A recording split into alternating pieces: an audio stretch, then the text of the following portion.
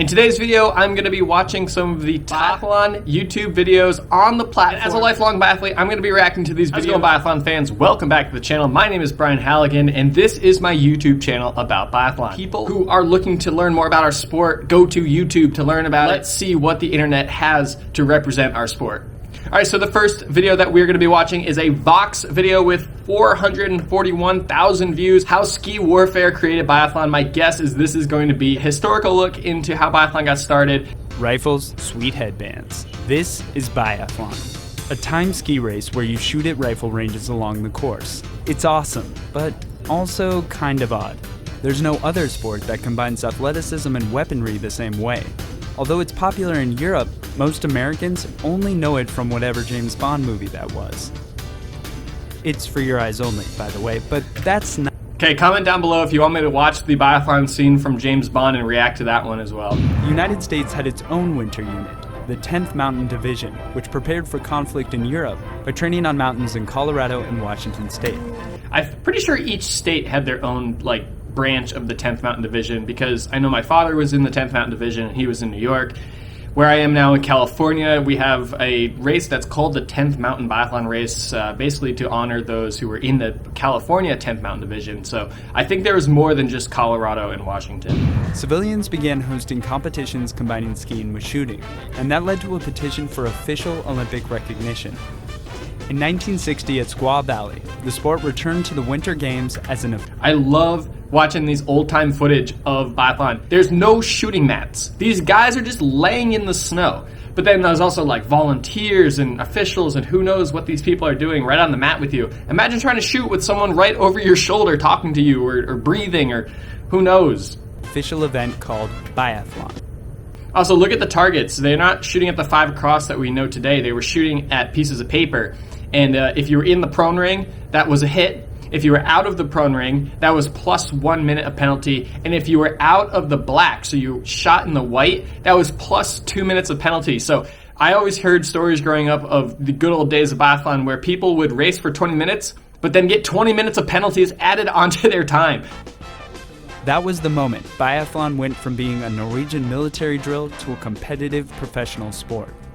So quick fun fact for you. Yes, biathlon, or the military patrol race, was included as an exhibition in the Olympics prior to 1960. The first official Olympic biathlon event was in 1960 in Squaw Valley. And then in 1980 at Lake Placid, that is the first year that biathlon switched over from large bore to small bore 22 rifles that we use today. And it's always kind of interesting to me that America, which is a relatively smaller, less successful, kind of up and coming, to put it politely, nation in the biathlon community, has such a mark on biathlon history. Not saying that the Americans were the ones that initiated these changes, but it's funny that all of these changes and all these big milestones within the biathlon history books are in America. All right, the next piece that we're going to watch is a timepiece called Biathlon, How They Train. Biathlon is an Olympic sport that combines rifle shooting and cross-country skiing. As you can see here, it's popular in Germany, and it's the #1 televised winter sport in Europe. To see how he trains, it's just outside of Heber. Oh man, this is such an old video. So we got Tim Burke on the right, Lo Bailey in the center, Wynne Roberts in the red, Leif Nordgren, and Russell Courier. I like going up to the start line knowing, you know what, I worked as hard as I could. I put in all the work. Okay, this is really small, but this really bugs me. Biathlon athlete? Just say biathlete. To this guy who produced this thing, he probably has no idea. Also, sometimes I call the athletes that I coach biathloners, in a joking and sarcastic sense. They don't like it. I thought, if I hit this shot, I'm going to probably be in the top 10. Oh, if I hit this next one, I'll probably get on the podium. So once you start focusing on the result, it usually doesn't happen. But focusing on the actual process, then usually the result comes. That was really awesome what he just said. If you're focusing on the process, the results will come. But if you're focusing on the results, it's never going to happen. It takes more than just physical ability to be a good athlete. And in this really small segment, Tim just gave you a little glimpse into the mindset of an elite athlete. So that was really cool. Definitely try to hit all your targets. I had to give the trigger a try, but I soon realized these were seriously tiny targets. Okay, I think we could use a little bit more follow through from my guy here. If you watch his finger, he takes the shot and then immediately lets go. And that's a sign of no follow through. So I'd love to see a little bit more follow through. Maybe he should go watch my video, although this came out long before I started making YouTube videos. So unfortunately, the resource just wasn't there for him. In shooting from prone in the lying down position, you really need to be shooting in around 30 seconds or under to be world class. In standing, you need to be. What is he doing? What is this? I know it's not this guy's fault. Who set this man up like this? With the second he pulls the trigger, the rifle's gonna shoot back and whack him in the face. I know that there's not much recoil on these rifles, but what the heck is this? Watch his face when he pulls the trigger. I'm just telling you right now, it's gonna hit him in the face. You're shooting around 25 seconds, and that's, that time's for 5 shots. You see that little flinch? What is this? So. Oh my gosh, Tim, help this man out. This is our one opportunity. 300,000 people have watched this video to learn about our sport, and you got this guy. Anyone who shoots firearms who's watching this knows that this is what is happening. Like this is just wrong technique. Ooh. I missed by a lot. Look out for the highway. That was a sound.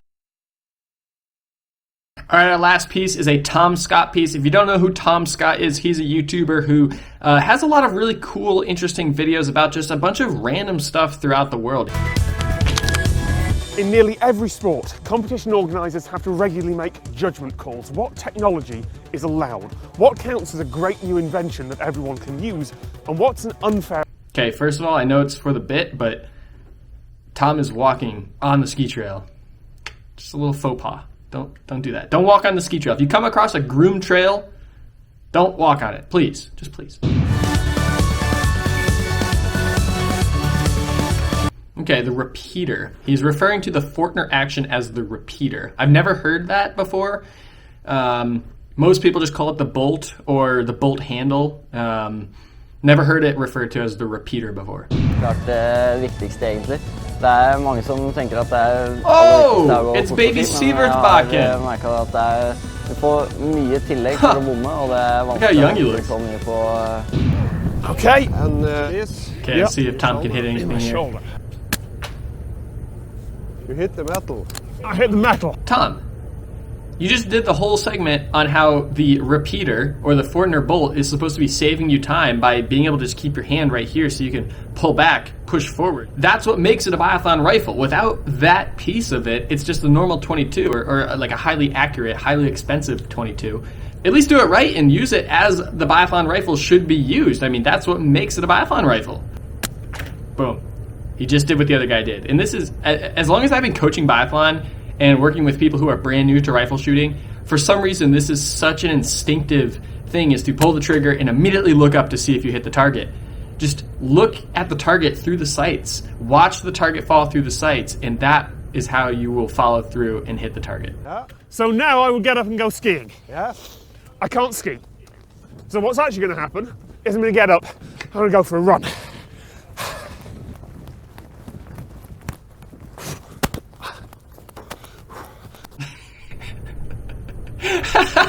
Look at this guy back here. He's like, what the hell is this guy doing? With the jeans and everything. Okay.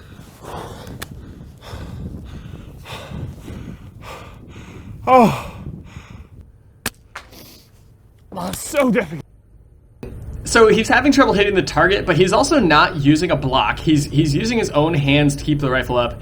And he's not using the sling, so he's not hooked into the rifle. And any biathlete, no matter what level they're on, knows that it's hard to shoot without the sling and the cuff. Like, the rifle's just all over the place. That thing gives you such an advantage. So even if he did have perfect trigger squeeze, yeah, good luck hitting the target. I mean, they at least could have given this guy a block or something to help him have a good time. I didn't think that would have such a great effect. But I'm genuinely having to time my breathing. Is he wearing a heart rate monitor? Like, how do they know what his heartbeat is? Wow. I genuinely didn't expect that to be quite as difficult as it was. I knew there'd be an effect. I knew breathing made a difference. But it was like I was lying down and the target was on a boat bouncing up and down in front of me, and you're just will... That's a really interesting way of putting it, because I don't know if I've ever had that experience where it just seems like it's on a boat. It might have something to do with the fact that he does not have a sling and a cuff. But I think that it gives the audience really good perspective that the dichotomy between the two. I mean, the Olympians are just so good. They're so stable. They have such good setup. It just looks easy. You know, it's one of those classic things where someone who's really good at the sport makes it look really easy. All right, that's all we got for today, everybody. If you like this video, hit that subscribe button down below, because I'm going to be coming out with more biathlon-related content on YouTube. So hit that subscribe button, and you will be kept up to date on all the biathlon content coming out of this channel. But until next time, we'll see you.